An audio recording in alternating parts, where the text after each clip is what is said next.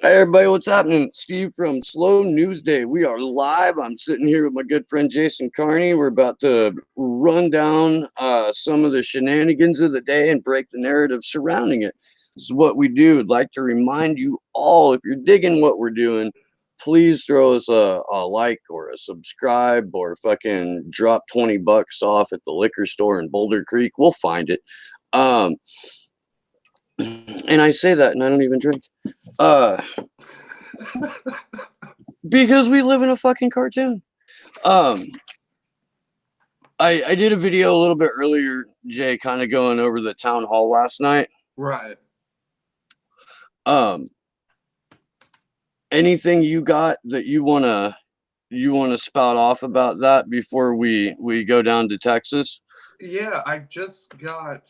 I'm so glad you bring that up because on Twitter I called out a CNN op-ed writer, and let me get this booted up because I kind of want to break this down: the ignorance in America when it comes to understanding ideologies, and it's absolutely both hilarious and deeply troubling that someone who is allowed to write on a major media website is allowed to spew this nonsense. It's by a guy named Scott Jennings, who I never heard of before today. Apparently, he worked for HW's administration or W's or whatever. He was a Bush acolyte, and the title of it is "Dems Town Hall with Socialism on Parade." Now, what I found extremely cute about this is, let me quote how he started this off. I had the craziest dream last night that the Democratic primary for president had devolved into a debate about how best to get an absentee ballot to the Boston Marathon bomber, reference to Bernie.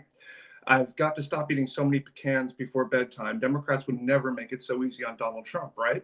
On Monday night, I hunkered down in front of the TV to watch all 5 hours of the Democratic presidential candidate town halls hosted by CNN. He stared into the abyss, it says, watching hour after hour of the socialist parade. I imagine my taxes going up. I imagine my guns and pickup truck being confiscated by the Green New Deal police. I imagine Donald Trump being impeached. I imagine Bernie Sanders ordering his bros to pick me up by the ankles and shake the change from my pockets. He goes on to make snide remarks about Elizabeth Warren's Native American deal with 23andMe and other assorted things. But with that intro alone, anyone who has above a fifth grade education and has a nominal attention span when it comes to politics knows that this jackass is just speeding out a lot of crap. There wasn't one incident last night where I found anybody, including Bernie Sanders, to be Marxist. We have to be abundantly clear. Republicans and neoliberals like to call anything that is even like FDR Democrat socialist.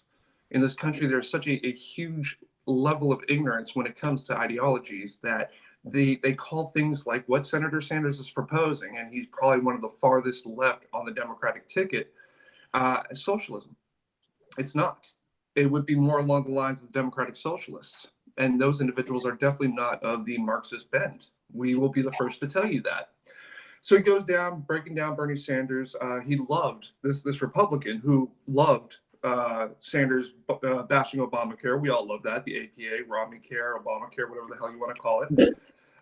It is nonsense and a joke, but then he dives into some other aspects, talking about nationalization, and he's just basically 100% ignorant on that. But what I wanted to point out most of all through this man's article is the most interesting thing, and we did a video on Mayor Pete there out of South Bend, did we not? Over what, a couple of days ago? Yeah. And this is what he has. I want to quote what he has to say about Mayor Pete, and it's interesting. Now remember, this is a Republican. I need everyone to understand this is a Republican. The best part about speaking at 11 p.m. in New Hampshire is that it's only 10 p.m. in Iowa. He has a grasp of time zones. Good job. The South Bend, Indiana Mayor Pete, and I'm not even going to bother, is either going to be president of the United States in 2021 or the head White House tour guide for President Kardashian in 2025. Either way, and I love how this is what he thinks is humor. Either way, this affable Midwesterner is a straight shooter with upper management written all over him. His comparison of Sanders to Trump is pretty astute. Democrats should listen to him as he clearly gets the Trump voters better than anyone in the field. Now, if that isn't an unabashed support of what you and I put out and what others have followed in what we put out about Mayor Pete, I'm not saying they necessarily came to the broadcast and watched and said, that's a hell of an idea. We need to jump on that. But what I Mhm. am saying is that this idea that we put out, we were all over first. It's spreading. And this man over here, this Republican backing our good buddy from South Bend, kind of supports the assertion that this is the neoliberal's wet dream right here. He appears to be progressive, but in all actuality, he's just another Clintonista. Well, and at the same time, he's the only candidate right now that is actively courting lobbyist money. Unabashedly. Unabashedly. Yeah. We know that he's a CIA dem. Um, what we also know is that CNN will do anything to smear Bernie Sanders. We know Right. that because of Julian Assange and WikiLeaks. Right. Which we should probably mention every broadcast that Julian Assange is being held as a political prisoner and Immunity for Jade. yeah, and Julian Assange is being held for the crime of exposing crimes. That's where it's at. Chelsea Clinton was recently, I think she was denied bail. Or denied, yeah. They're fucking over free press to get guys like Pete Buttigieg elected, and that's it. When you look at the overall arc of what happened at the CNN town halls and the fact that the one for Sanders was being co-sponsored by the Harvard Centrist Club. Did you know? Did you know? I mean, I know you knew that they were a part of it, but did you know that they were co-sponsors? No, I didn't know they were co-sponsors. I know they were. I found that out today on the tweeters. Bernie's town hall sponsored by the Harvard Centrist Club, and then they use his answers as a club for the rest of the debate. And I personally, I'm not endorsing Bernie Sanders. I know that you are, but I do like to call attention to the fact that there's a different set of rules. Yeah, there is. Bernie is the only person who anybody expects a serious answer on reparations out of. He's the only person that is being held accountable for any of his answers on the subject. When it came to that one young lady who was like, look, I know that you want to tinker around the edges of capitalism a little bit in a way that'll, benefit the people at the bottom end of the economic scale. But so my question to you, Senator Sanders, is why are you literally Pol Pot? That goes right back to our topic of American ignorance with ideologies. And it does. And for what was his name? Scott Jeffries? Scott Jennings. Jennings. CNN. Go. If anybody's watching right now and you have Twitter, put this fool on blast. I know I did right before the show because it caught my eye literally right before the show. So I put my commentary out there and I'm waiting for him to respond because I'm going to do exactly what we're doing in this video, break down every paragraph with this imbecile. I'm sorry, I didn't mean to jump in. It's okay. The narrative says that the whole of American politics has to exist between the most extreme ends of these two right-wing political parties, the Republicans and the Democrats. So in this guy Jennings's mind, Bernie Sanders probably is a fucking flaming socialist because he's driven by propaganda both financially and psychologically. He's got every reason in the world to sincerely believe this narrative because his livelihood depends on it. The reality of that, as we know, is far different by any measure of fucking policy standards. Bernie Sanders is a centrist individual. Might lean left a little bit on some issues, but he leans to the right on foreign policy. He's an FDR Democrat, but here's the biggest problem that I have with it.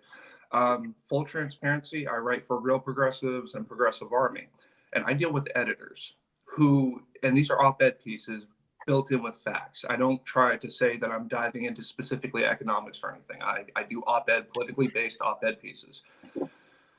I go through so much in the editorial process from the time I submit it to the time it's actually published. It takes 3 or 4 days because I have to verify every piece of information that I have to put in with both organizations, both Progressive Army and Real Progressives.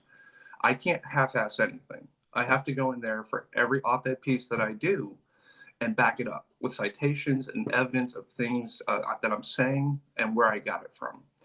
It looked as though the CNN article was slapped together on some piss poor, half-assed blog and thrown up because it's not hard to read past the first 2 sentences and realize this guy's talking out of his ass and has no idea what he's talking about. And that's the part that troubles me. And I love having to go through a gauntlet because I could back up all my facts. But this guy on this type of platform with this many eyeballs is allowed to just, there you go, shit on a screen. And the next thing you know, it's the number one thing in the op-ed section. It's the thing that they're pushing the most. It's Well, because I it don't fits get the it. narrative, because it suits the narrative. It helps further that kind of controlled and limited thinking that the U.S. electoral process depends on. Right. Right. If we didn't live in a fucking cartoon, we would know that Bernie Sanders is more or less a fucking middle of the road politically human being who in no way, shape, or form wants the means of production to go to the workers. He's got capitalism down. He's got a way to tinker with the edges, as you a said. little bit and regulate it. And for a guy with a bunch of MMT knowledgeable people on his campaign team, he sure does misrepresent the way that our financial system works.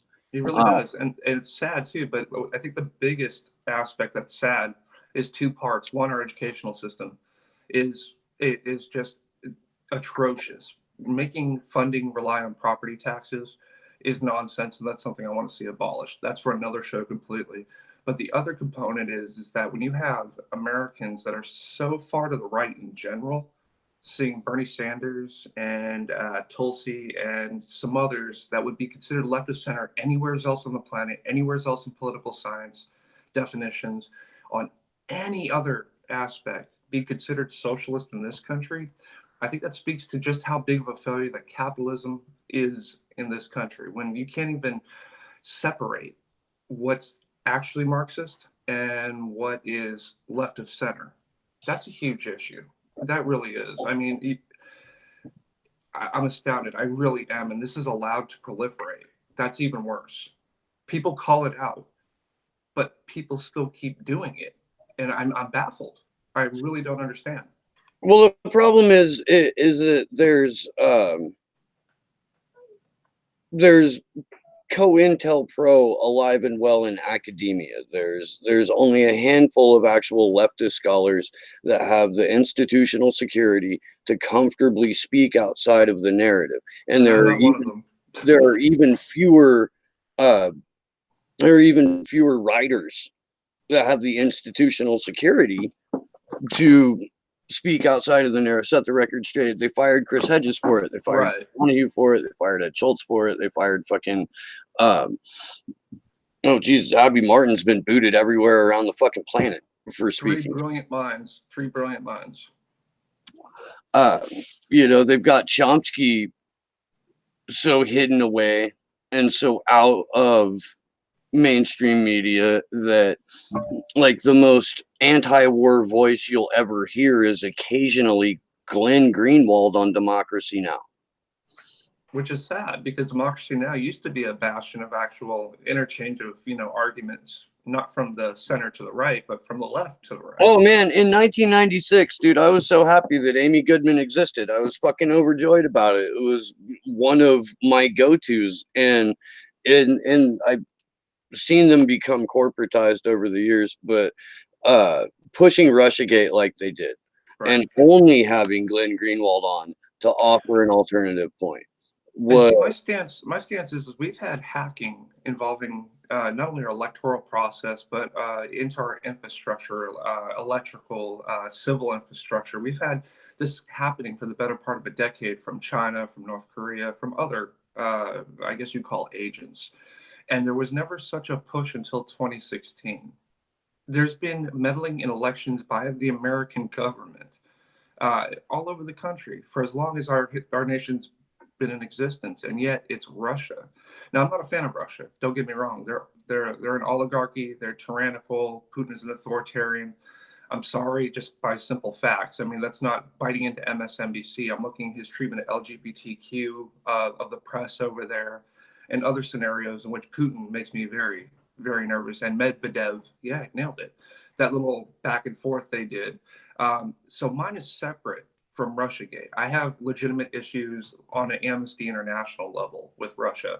But Russiagate, it was more sour grapes for a horrendous candidate that ignored 3 states and trying to find any other excuse. And they're carrying through. Now, has Trump committed crimes that rise to impeachable offenses? I believe so. I believe his What do you think they hotel are, chain man? Let's would be actually the get biggest into one. this, dude, because I don't see a point in American political reality where punishing a president for violating the emoluments clause is going to be a thing that happens. It's not. I don't. It's not. But if you're asking me from a legal standpoint, which this fall law school, if you ask me from a legal standpoint, there exists. But here's the problem: you subtract Trump, and you get a Christian Taliban member, better known as Mike Pence, to become president. So really, it's you have a babbling moron, the orange fascist, or you have a tyrannical Ayatollah-esque for Christianity come into power. It's a lose-lose. So why not focus on 2020, putting in a progressive left Congress, and then we'll let the chips fall where they may on president. But if we have that strong Congress and legit progressives, not this, I'm going to say a bunch of things to you, and then when I get elected, I want to back Pelosi, a legitimate progressive left Congress, and we can deal with anything at that point that any moron comes out of the Oval Office with. But I mean, at the end of the day, it's just. Well, at that point, what you can guarantee or what you can deal with is the gridlock that Congress is going to cause, man. So I mean, I understand that Congress holds the purse, Congress makes the laws, and it's up to the president to deal with it. It's the people's chamber. We don't live in a representative We don't. society. And I understand that by voting in a wave of progressives, you might be able to make a small dent in the house with that. Even if Bernie Sanders is elected, even if even if they rig the primary and they run fucking But you know what the alternative is? You and I both agree. We talked about this for years, and we know what the alternative is. And I stand with you on that alternative, but you also know that I'm trying to do everything up to the threshold before we get to that alternative. Well, I get that. I get that. I think that ultimately, if the best we can do is Bernie Sanders bringing a bunch of people back into the 2-party system, then that's horrible. As progressives, as activists, as leftists, as fucking Marxists, then we fucking blew it. Right. I don't disagree with you at all. I don't disagree with you. But I'm looking at my options, and I'm noticing that the Green Party, the Socialist Party, and other various ones that would actually make a huge difference in this country aren't. They either don't have their shit straight, or they're not putting out enough to actually make a difference right now. So that's the issue that I keep running into. The Green Party at best is controlled opposition. Yeah. There's not a doubt in my mind that organization has no desire to ever get anyone elected for anything. Right. That's my phone going nuts there. We're going to piss off a lot of people from the Green Party, but I've spent most of the last 4 years with my thousands in my audience pissing off the Green Party, but it's not out of personal vitriol. It's more of If you get your shit straight and you actually get political operatives in there to figure shit out, you may start winning races. And if you start winning races, you can affect policy. And you affect policy, you can live up to the goals that you had set out for yourself. Instead, they keep doing the same tired mantra. They keep putting up candidates that are nonsensical at best. They keep throwing things out in the public, but they don't organize whatsoever. They can do a protest just fine, but you actually get them into an electoral system, they have no idea what they're doing because there isn't a single operative among them. And there's still people screaming for fucking Jesse Ventura to run for president. Jesse Ventura is not a lefty. No.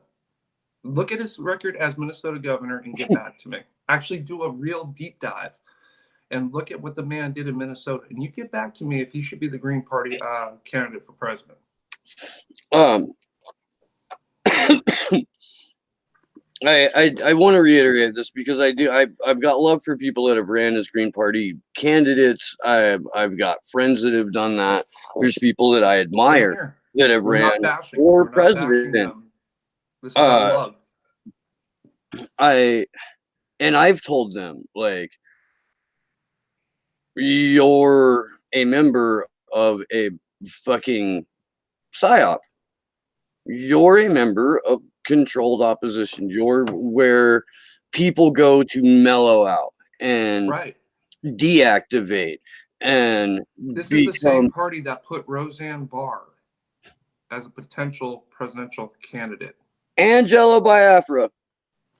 I'm just saying, these are people, the Green Party, instead of running off policy and ideas, and again, I can't stress this enough because I've told members of the Green Party this, you need political operatives. Outside of that, putting a name, a celebrity name, it shows the level of total ignorance they have to American elections. Shows how much they're a fucking controlled fucking party. If you don't put up anyone serious, if you don't have political operatives, if you don't have a fucking agenda outside of we're gonna run somebody you might maybe heard of for president every 4 years because we get matching, we're trying to get matching federal funds. So their goal seems to be is that 5% threshold, not to win an election, but just to hit 5%. When you set your aim so low, the Libertarians were able to do it more frequently than the Green Party has. And the Libertarians are a joke. If you want libertarianism, move to Somalia. And that got more votes than the Green Party. Help me understand. Give me a call, Green Party. You know, if there is anybody in the national system that's, I don't know, doing something, give me a call. I'll help you out. We'll set out a 3-point plan. We'll keep it simple. I've been trying to get Rodolfo Cortez on the show. We've had some back and forth a little bit, and fucking because I want to hear his take on it because he's fucking. Let me join in on that one. Yeah, he's fucking like wicked fucking smart, dude. It may not be the individuals, but they have absolutely, again, no comprehension on how to run an American political party to actually win. Anybody can make noise. We're making noise right now. We aren't beholden to the American voter. We can say what we want, do what we want, and back it up with facts. And guess what? It is what it is. I don't need your vote. I don't need your dollars. I don't need. But what I do need is a political party to try to win. That's actually not a part of the Republican or Democrat so that it can help us with our argument that the duopoly can and should fall. It's a joke. And the Green Party is almost insulting to anybody on the left at this point. Great at protesting, can't run an election to save their life. Fair enough. Sorry. I don't know. I mean, and again, that echoes my sentiment that that's not what they're an organization for. They're an organization to deactivate people or redirect radical sentiment and radicalized energy and people who would otherwise be out advocating we need to shut this shit down, we need to general strike, we need to fucking remind these motherfuckers that the entire point of a union was so that we could bargain collectively for worker rights instead of dragging you out into the street and beating you to death in front of whatever fucking god you pray to. And instead people are like, oh yeah, let's run Jesse Ventura, or let's spend a fuck ton of money and time and resources holding a conference so that for the next 15 months Jill Stein will have to walk back her anti-vax stance. Right. Like, nothing about that says we're a legitimate organization, not in any way, shape, or form being run by some sort of intelligence network. And I want to throw this out for transparency's sake, because it may seem like I'm just spewing bile against the Green Party. My degree is a bachelor's in political science with concentration in international affairs, or excuse me, international relations, and a minor in psychology. I'm not talking out of my ass when I say this to the Green Party, and it's legitimately trying to help the Green Party get their head out of their ass. I want to see them succeed. I want to see them work. I want to see them put elected officials. I want to see the DSA do the same thing. They have, on a state level, better organizing than the Green Party. They have members The being elected DSA to isn't a office. political party, though, man. The DSA is not a United States political party. They're an organization that And backs yet more candidates. members of the DSA are in than the Green Party. People who call themselves members of the DSA are in more than the Green Party. Yeah, I mean, we've got DSA backed candidates on the Santa Cruz City Council right now. One of them is serving as our vice mayor. I mean, but that's like saying they're Slow News Day backed or fucking Jimmy Dore candidates. I don't know. I saw a lot in the lead up to 2018 them take more of a political party stance. They weren't saying I'm a member of the Democratic Socialist of America, but they were being backed and speaking the exact same talking points and running on the same talking points. And I don't know about anybody else, but that's quintessentially what a political party is, outside of the transferring of money and the illegality of bribes. For all intents and purposes, anybody paying attention, DSA might as well have been a political party in this country. Yeah, I mean, that's just my take. I'm not saying it as an absolute fact. That was my no, perception. I get it. I'm just saying, if that's the bar, we set it pretty low in this country, have we not? So at the end of the day, again, those who are backed by DSA and associated with it and was speaking the talking points of DSA and winning off those points in Virginia, of all places, have more people associated with them than the Green Party does. Actually, a political party holding office all across this country. Yeah. It's fucking, it's pathetic. It is. That alone should. But they have great ideas. But the problem is they have no political operatives or want to win, it seems like. I mean, how many times was Dr. Stein nominated? Was it twice or 3 times? Yeah, no, it was twice, because Cynthia McKinney ran in 2008 and was like, wait a minute, you motherfuckers are any kind of serious. I gotta go do something else. She's brilliant. She would make a great president as far as I'm concerned. Definitely one of my favorite guests that I've ever had was Cynthia McKinney. We are fucking losing people. You want to get on to James Byrd Jr.? Do you want to say lovely things about the Green Party? Should we do that and see if we can win it back and we can really play into this whole pandering thing? I have no idea. I did hear Jamarl Thomas call Elizabeth Warren a pander bear. And I want to say that I'm pretty sure that I already said that, but I love JT anyway, so he can call her a panda bear as much as he fucking wants to. Let's go down to Texas, man. You had something you wanted to talk about. I did, on a little bit less, actually far less humorous aspect. I wanted to kind of bring to light something that's been overlooked for a while now. James Byrd Jr. Was the man who was dragged behind a pickup truck by 3 white supremacists. He was obviously killed. They found body parts separated. Essentially, they left the corpse, or most of it, in front of a church that was known to be a place where African Americans were buried. They left him exposed out there as a terror tactic, and they found other parts of him as far back as 1.5 miles. I'm not saying that to be grotesque. I'm saying that to show the severity and the horror of the crime that occurred. And in 2011, Lawrence Russell Brewer, who was associated with that, died by lethal injection. Sean Berry was sentenced to life in prison. And the third monster that was involved with this is about to go up. John King is about to be executed himself.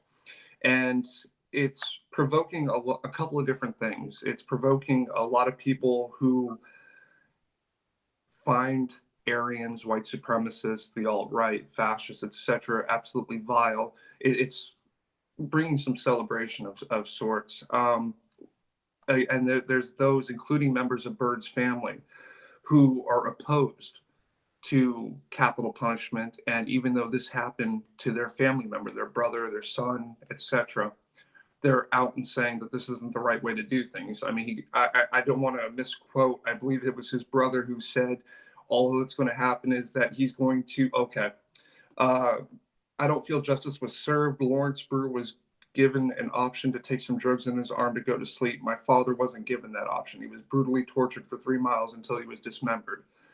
There's two conflicting components to this. And I have been very adamant and very public with my anti-death penalty, except in the case of rape and murder and anything to do with children. In this case, part of me is very happy that this man is going to be killed. But there's also the other half that goes with Byrd's family and says being put to sleep isn't exactly, punishment when it came to the horror of what occurred there. Because of this, legislation was pushed through for hate crimes, what we know for hate crimes today. And in a very sad way, we have to thank James Byrd Jr. for that. But at the same token, a couple of different things come up, that conflict. And have we really evolved past this type of, there's not a word to put it, horrible, heinous crime against humanity? Have we moved beyond much of that in the years that have happened, that have followed, with the rise of Trump, with the white supremacy movement going on in the Northwest, moving across the country? There's just a litany of issues that I have. And what I like to ask the audience for sure is, what is their feeling on this last member being executed? Are you for it? Are you against it? Why? Have we grown at all since 1998? It's been 20 years. And it still sticks with me to this day. I was 17 when this happened. It really helped galvanize me into the civil rights movement. It's one of those things where just at the end of the day, if you read the article, these monsters don't even care. They think they're going to go down in history as noble and great people fighting for the cause. And that's how all these scumbag wannabe Nazis think about themselves and their crimes against people that they disagree with. We live in better decorated caves, essentially. I mean, I'm not going to say that there aren't tremendous humanitarians out there and there aren't good people out there, or even that they don't far outnumber the bad people out there. But no, we haven't moved past the barbarism at all. Prosecutors are incentivized not to.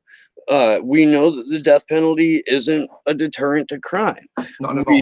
We know that disproportionately, it's the working class that is locked up for crimes.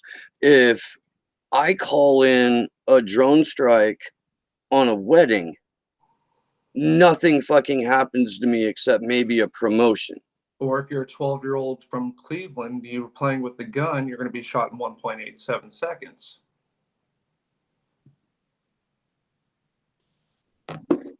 Yeah, sorry, I was looking at a comment. Yes, Ben. Yes. This is I can't see them. Are we hated yet? No, Ben's trying to figure out if you're from Vets for Peace. He's from Veterans for the 99%. but also, you know, in general, peace. Of Let course.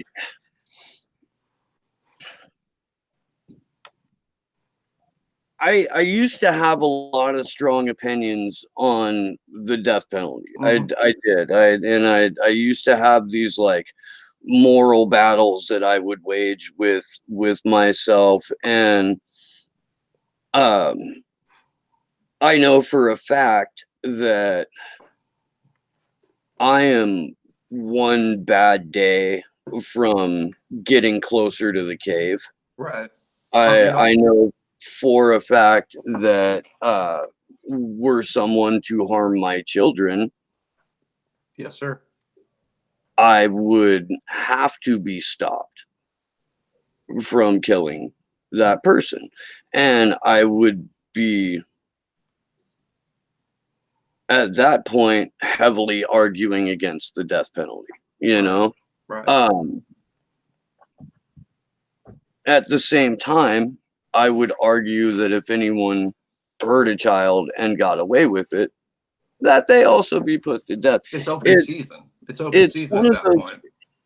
it's one of those things where, uh, ultimately, I don't think that it's a decision I'm going to have to make, you know? We all And, hope that none of us um should ever have to make that decision. no, what I mean by that is that, even if I get to vote on it, Right. like, I think that because the process is so fundamentally fucked, we're my voice is not going to be the prevailing one anyway.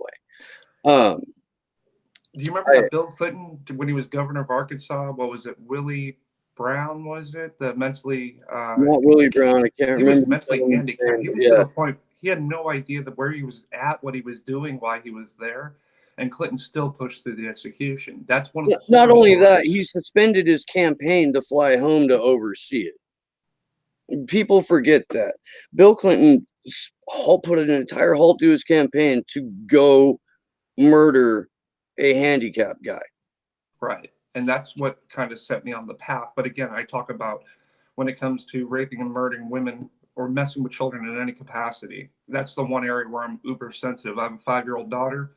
Anybody does that, I'm not only going to stop at the guy, I'm going to eliminate his family for ever giving birth to the person. So Willie I Horton, get by that the way. rage, I get that anger, but at the same token, to what end? And the Byrd family, let me be unequivocal about this.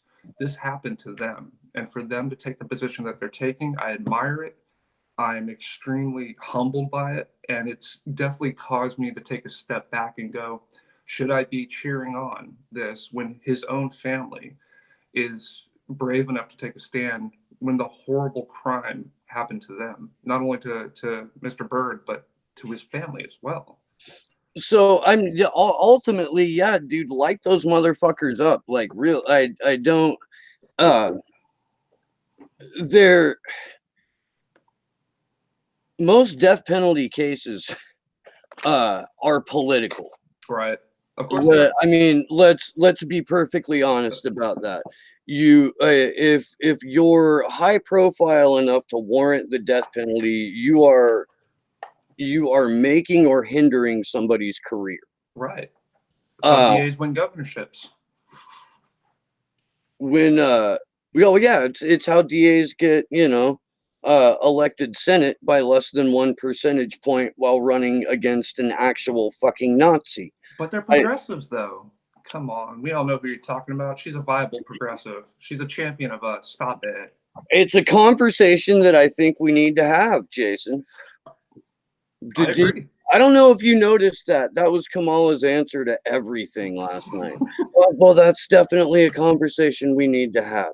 Like, if I were to put it together like a Grateful Dead set playlist, it would be, uh, uh, you know, feigned outrage into platitude, into conversation we need to have, back into platitude, back into some more fake outrage, back into conversations, back into platitude, and then drums and space, and then back into platitude, and we bid you good night.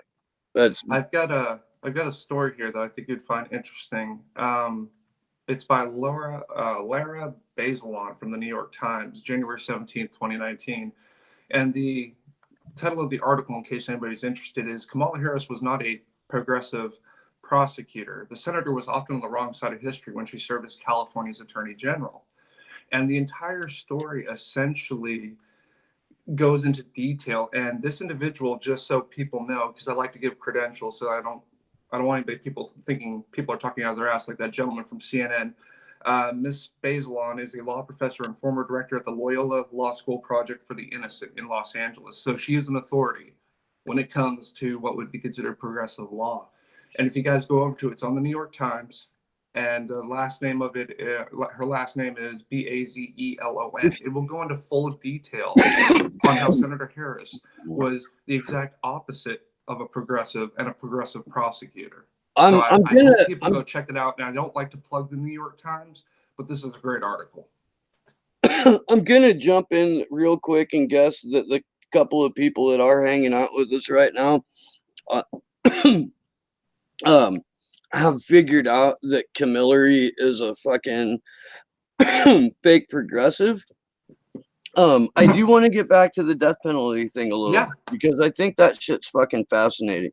Okay. And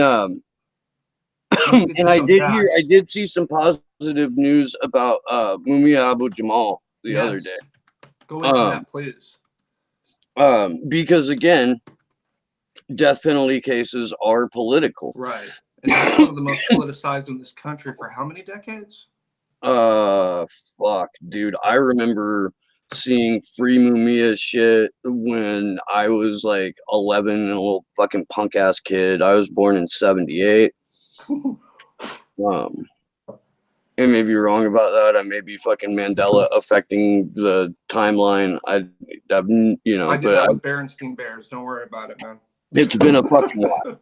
It has. If you have experienced the Mandela effect, please shout out in the chat. I personally don't believe in it, but I think it's a fucking fun sidetrack. Death penalty. And to help out, I've got Amnesty International USA on death penalty facts. That's where I use my reference point in case anybody in the audience is curious. But go ahead, Steve. I want to say that there's better ways to deal with people than murdering them. I do. And I want to make it perfectly clear that it's a visceral emotional response when I say that I would want someone that harmed a child to be put to death. Right. Same. I'd be lying if I said otherwise. I don't think that we should govern based on our emotions. I don't think we should legislate based on our emotions. But the reality is, emotions drive politics. Emotions drive elections. It's why they want you to like the person who's running or want to have a beer with them or fucking and if they're trying to push like the folksy fucking Democrat version of Dick Cheney on people, you because he's likable or because he hits a couple of the right identity politics buttons, you gotta fucking maintain control of your critical thinking. You really fucking do. And that's hard to do when you're discussing the death penalty. Well, it's an emotionally based issue. And let me just throw in a couple of cute facts that may help kind of fuel the fact versus emotion component. The death penalty is racially biased. Since 1977, the overwhelming majority of death row defendants, 77%, have been executed for killing white victims, even though African Americans make up about half of all homicide victims. The death penalty claims innocent lives. Since 1973, 140 people have been released from death rows throughout the country due to evidence of their wrongful conviction. In the same period, more than 1,200 people have been executed. And the death penalty is not a deterrent, as we stated. FBI data shows that the 14 states without capital punishment in 2008 had homicide rates at or below the national rate. So think about that. I mean, there's more facts to it. It's, it diverts resources from genuine crime legislation that helps to prevent these type of heinous acts. It totally disregards mental health illness. It literally does. We talked about the gentleman who was killed, not executed, killed in Arkansas. by then Governor Clinton. Um, let's see, death penalty can never be voluntary. The federal death penalty is arbitrary and overreaching, such as mandatory minimums. Anybody who's into law would jump on my side when it comes to mandatory minimums, removing the opportunity for judges to actually sentence people. Another heinous act in our criminal justice system. But these are just a couple of different facts about and subtract emotion. These are just simple facts that the death penalty is not what it's sold as. And let's also be clear that, pardon me, in homogenous areas, at least racially, when you run out of people of a different color to pick on, you automatically pick on the poorest citizens among you. Look what happened to the Jews in the 1930s, 1920s, 1940s. Just throwing it out there. That's a direct very different. That's a direct reflex of the one true COD capitalism. Oh, totally agree. No argument whatsoever. But yet socialism has cost so many more lives, even though there hasn't been in practice any socialist government in the history of anything outside of indigenous peoples and hippie communes. Well, I do love to point out that at no point throughout Lenin or Stalin's regimes did they ever say to the workers belong the means of production. Right. You are not living in a socialist country. Well, you are not living in a country that operates under the Marxist ideology. The workers deserve the means of production. If you are practicing a damn near Kabbalistic version of state capitalism. Look at China. I'm tired of China being referred to as a communist country, and when in no capacity does it live up to Marxist standards of communism or its economic system being communist. It's an authoritarian dictatorship that likes to use the word communist or socialist to push down their almost monarchy of types. It has nothing to do with communism. North Korea has nothing to do with communism. It's a dynasty. I mean, again, this goes back to our initial thing when it comes to understanding ideology. So many people like to make communism and socialism a bad word, that we're godless heathens, that we're evil, that we want to rape your men, women, and children and small livestock, possibly. It's at the end of the day, people have no understanding what socialism is, let alone why it is superior to capitalism. Is because every time a country attempts it, our CIA destabilizes that country. Our government, Venezuela, Bolivia, Ecuador. We find a reason to bomb them. We find a reason to overthrow their democratically elected leader, to put in a right-wing puppet who fucking then cooperates with U.S. interests to rape that particular country of their natural resources and execute any citizen who speaks out against it.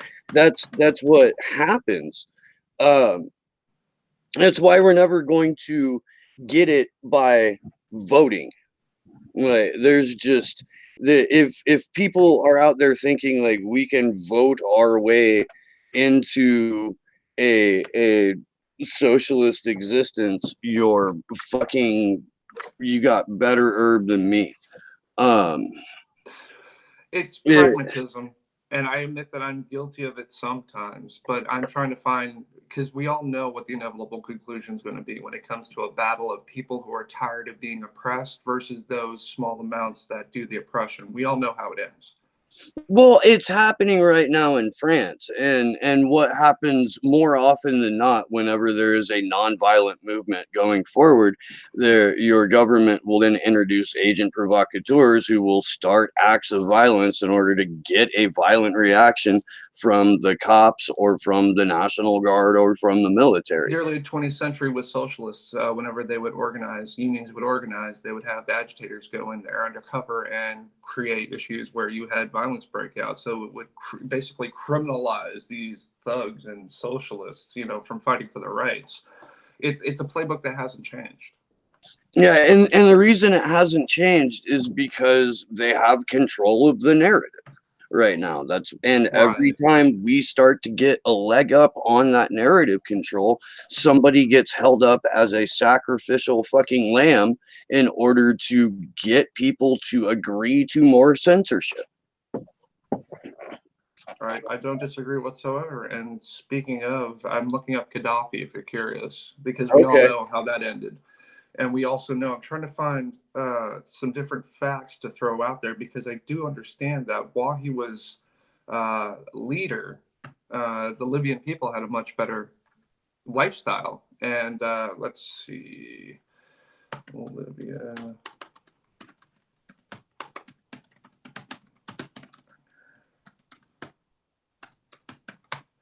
I deserve kudos for being able to spell Gaddafi. There's like 16 different ways to spell it.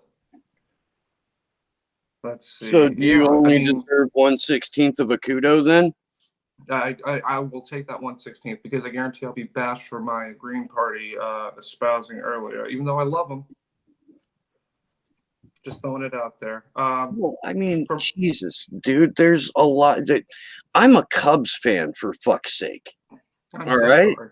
I can understand the love for the Green Party, y'all. I can. Trust me. You know.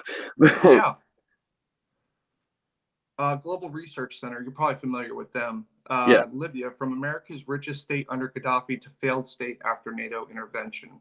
We all know the Global Research Center isn't a warm embrace of the left, but simple facts. The man had a socialist agenda. The people there went from the wealthiest nation where their education was paid for, they had single payer health care, and they had a standard of living that's infinitely ahead of what they had now, come to an American backed assassination. And again, I'm not a person who is a fan of dictatorships, but when the people so clearly before benefited from it compared to after, when you have an almost failed state when it comes to Libya, you have to ask yourself the question, why is the CIA, why is American, why is our armed forces intervening in these nations outside of economics? Because we're the world's largest state sponsor of global terrorism, Jay. I mean, that's No argument. pretty pretty much as simple as you can put it.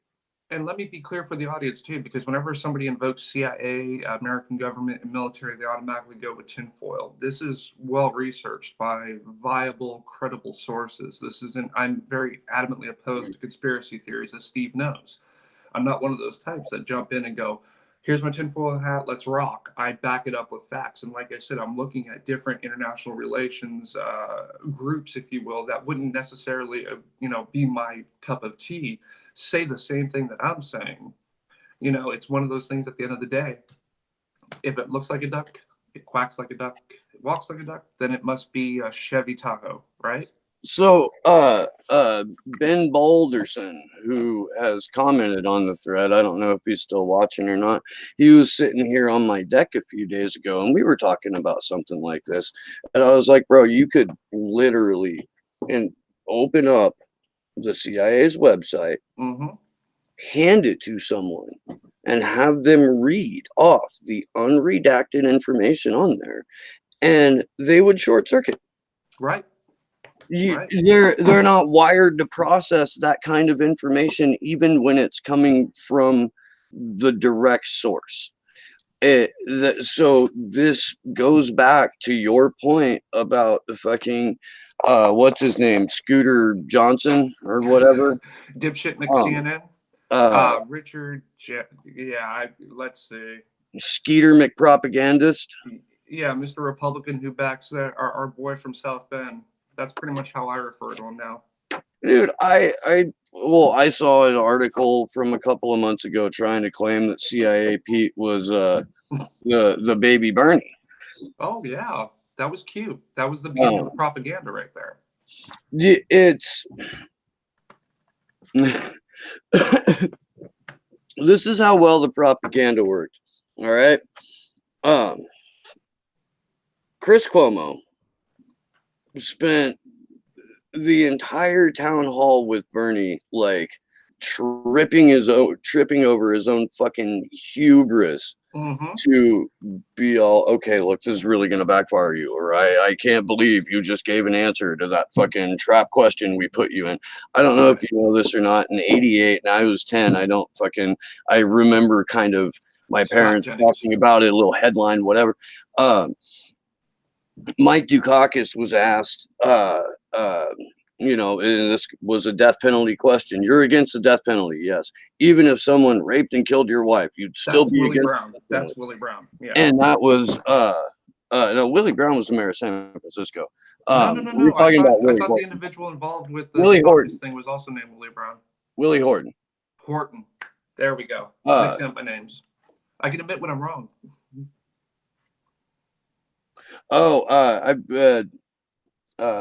Ms. Tree is in the chat now. She wants to remind you, Jay, that he was putting in a water pipeline for disadvantaged nations too. Gaddafi was, and U.S. and U.S. allies bombed it. Gaddafi's biggest crime was going off the U.S. dollar. Yeah. That is that's his death penalty.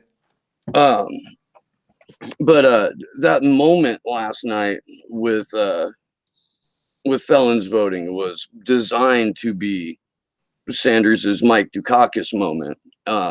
Even though Florida in 2018 had taken steps to allow felons to start voting, people aren't bringing that up. People aren't bringing up that state by state. They're starting to reassess that because they're being disenfranchised. List of fucking like 40 countries that gives full voting rights to felons, and like Canada and Switzerland and France are among them.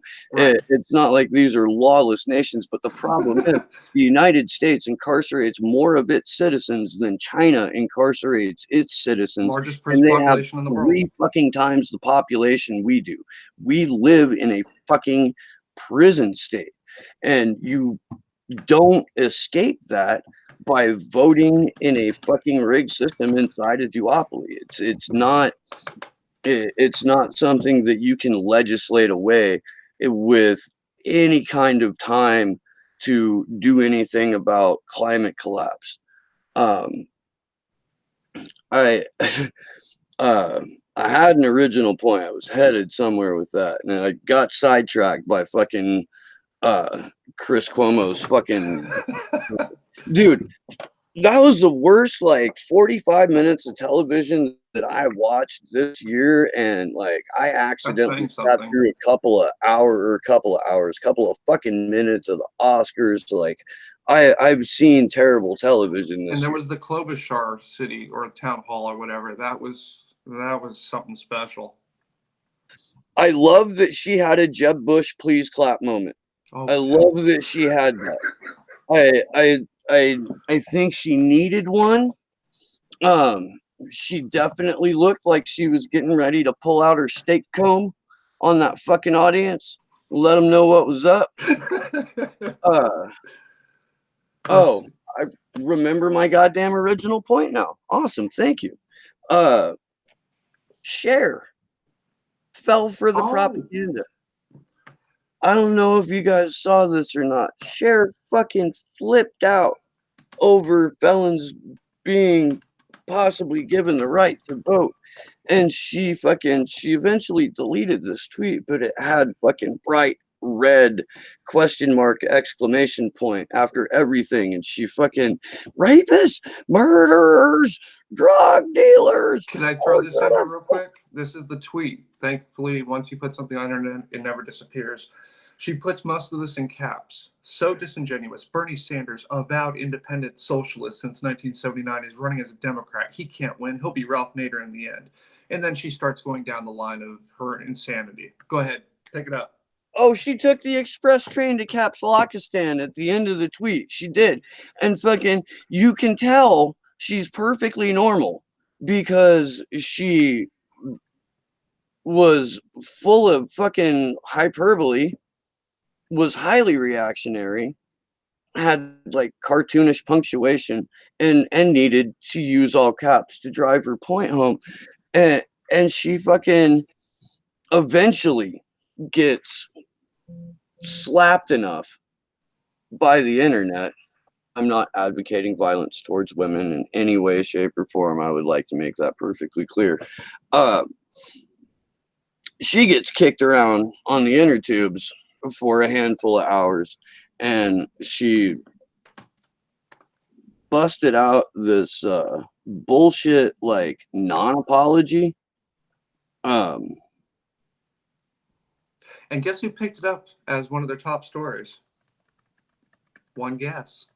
Oh no, yeah, at the same time, Cher and Peter Dow were trending on Twitter, and fucking Cher was the fucking evil one, and Peter Dow was the one who was like suddenly progressive. We can do an entire fucking video on that if you want to.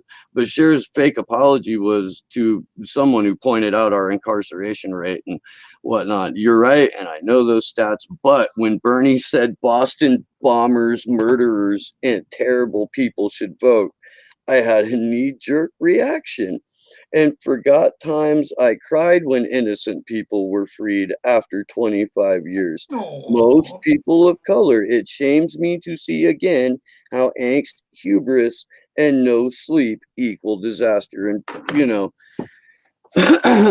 this coming from, does Bernie Sanders really believe people in brackets in prison who are murderers? And her punctuation, again, touching on this, how do you go are murderers exclamation point question, rapist exclamation question, child molesters exclamation question? Why not just put commas in there? I And read then that. Boston bombers still deserve the right to vote. I read that, and my initial knee jerk and full of angst and hubris reaction was, holy shit, man, Roseanne's mellowed out since she knocked off the Ambien. Fuck, dude, she calmed down. Like, that's all right.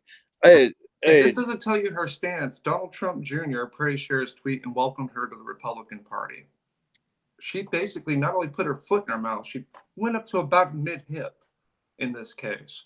That was an ignorant tweet. That was a privileged tweet. Someone who doesn't understand what's going on in the real world. do you think maybe right now Cher is wishing she could turn back time? I knew that had to come in at some point. Do you think that maybe she do you think maybe she would still be third way?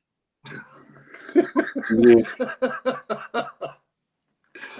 No, but at the end of the day, this is what I'm trying to get at, and this is like when we do our wrap ups. I like to touch on it. I like to kind of be a broken record. Start critically thinking. Do a little bit of research, because at the end of the day, these morons that happen to have a talent, whether it be singing, acting, dancing on the stars, or whatever, um, they aren't brilliant. They aren't educated in these things. They don't take 4 years of their life or 2 years of their life or their entire lives to understand how any of the political process works or how understanding what actual positions are. And they just ramble. And 3.65 million of her supporters obviously didn't support what she was saying outside of what the rest of Twitterverse also, dogpiled on her. We hold these idiots up high as though they are the quintessential perfect human being, that they are brilliant, all knowing, all seeing, omnipotent, omnipresent, whatever. And that whenever they speak, it must be true, it must be law. We need to start critically thinking about our mainstream media, celebrities, and other folks that we hold up on these pedestals, because they aren't. There are so many people here at the ground level that know what they're doing, fighting for the cause at a basic level, and suffering and struggling and trying to push forward just by inches. Uh, Social justice, criminal justice reform, economic justice. That idiots like this who are given a soapbox do a lot of damage when they show their ignorance.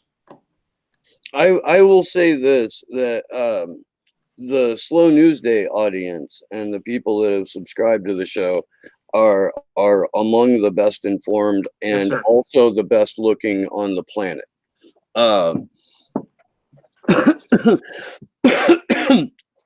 But what I would encourage you to do is fucking talk to people in real life. Yes. I have one of my jobs is behind a retail counter, and from time to time I have hijacked the amount of seconds or minutes it takes to complete the entire transaction to remind people that we live in a fucking cartoon, and that it is it's possible to change that, but it's going to be incredibly messy. It's gonna be painful as hell. Remind them that federal taxes don't fund federal spending, and I watch the smoke come out of their ears. Yeah, I think that it's fine to be online, to be engaged. I think it's fine to be online to get your information, to disseminate the difference between figure out what's fact and what's folklore. Um, but if that's all you're doing, You got to do more. what the fuck? I mean, even if you're just talking to a handful of people in your community that are already like-minded, let that lead to something. Let that Right. lead to, at the very least, a community garden, if not something like what Placone's doing with the net neutrality shit. You don't have to be outrageous like I did last year. You remember my project where I spent a Mhm. month as a homeless person that received attention, accolades, things that were, needed to bring highlight in Sacramento, especially the outrageous homeless situation that was occurring just a few blocks away from the state capitol building. You don't have to do anything radical like that, but just going out and talking to friends, family, co-workers about the situation, how things need to change, even that can make an impact. Because what you're doing is you're creating almost like a virus. You're introducing people to truth, to critical thought, and they're going to go, wait a minute. They'll either really agree with it or really disagree with it. And either way, they're going to go to their friends and be like, hey, jackass, guess what? I just heard. Or, hey, I heard this really interesting thing. Let's talk about it. It spreads. Human beings are a very social species. We're going to do that. So even if you do something as simple as that, you don't need to do the writing that Steve and I do, broadcasting, activism. It would be nice if you got involved, especially in the Sacramento, LA area with BLM, Black Lives Matters. They've come out with a couple of different protests for different issues that are still going on with extrajudicial homicides by our police forces. If you get these Antifa protests, I mean, there's a million things that you can get involved with, and even doing something that simple can make a huge difference. All right, but I don't. We should cut this here. We'll talk a little bit more off camera. Of course. It's been fun as fuck, y'all. I want to encourage everyone to fucking get out there and talk that shit, dude. Let people know what's going on in their manipulated reality and how to step outside of that manipulated reality a bit. The problem, as always, like Brother Bill Hicks said, is that people are invested in the ride. Yes, sir. Can't argue with facts. Remember, it's all a ride. Good luck to us all.